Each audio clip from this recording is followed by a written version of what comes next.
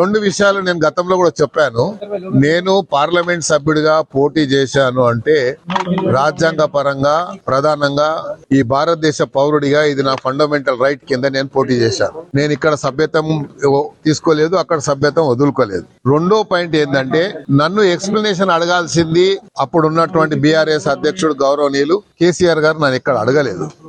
నా మీద శాసనసభలో ఎక్కడ కూడా నాకు గాని 10 మంది ఎమ్మెల్యేలకు గాని ఎక్కడ కూడా విప్ జారీ కాలేదు. శాసనసభలో మేము ఎక్కడ కూడా పార్టీకి వ్యతిరేకంగా ఎక్కడ కూడా మేము మా యొక్క ప్రవర్తన లేకుండే. అవన్నీ కూడా మేము స్పీకర్ గారికి ఇచ్చడం జరిగింది. మా అఫిడేవిట్ లో సుప్రీంకోర్టులో గాని ఇక్కడ గాని మేము ఇవ్వడం జరిగింది. ఇక్కడ రెండోది ఇంపార్టెంట్ పాయింట్ ఇష్యూ ఏంది అంటే ఈరోజు బీజేపీ పార్టీకి ఏమి సంబంధం? వాళ్ళు ఒక నాలుక శాసనసభ్యుడు పార్టీ పరంగా వేశాడా ఎవరు పరంగా వేశారో మహేశ్వర్ రెడ్డి గారు చెప్పలే. అందుకే నేను పదే చెప్పాను, బీఆర్ఎస్ పార్టీ బీజేపీ పార్టీ ఇద్దరు ఒకే దాంట్లో ఉన్న వాళ్ళ యొక్క ఇది కలయిక, అపవిత్రమైనటువంటి కలయిక అని చెప్పి అన్ని సందర్భాల్లో నేను చెప్పాను. నేను పార్లమెంట్ పోటీ చేసేటప్పుడే చెప్పాను. పార్లమెంట్ లో కూడా వాళ్ళు వ్యక్తిగతంగా సరెండర్ అయిపోయి ఈరోజు నేను ఓడిపోవడానికి కూడా కారణం వాళ్ళే. లేకుంటే నేను గెలిచి ఉంటే ఈ రోజు పంచాయతీ లేదు, ఈ ఎలక్షనే లేదు. కాకపోతే బీఆర్ఎస్ బీజేపీ పార్టీ ఒకటే అని చెప్పడానికి నా మీద కేసు వేసినటువంటి దీనికే నిదర్శనం.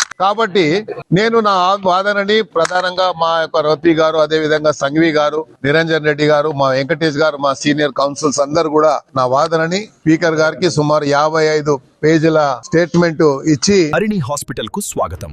లాప్రోస్కోపిక్, లేజర్, క్రిటికల్ కేర్ మరియు డయాలసిస్ తో సహా అధునాతన వైద్య సేవలను మేము అందిస్తున్నాము.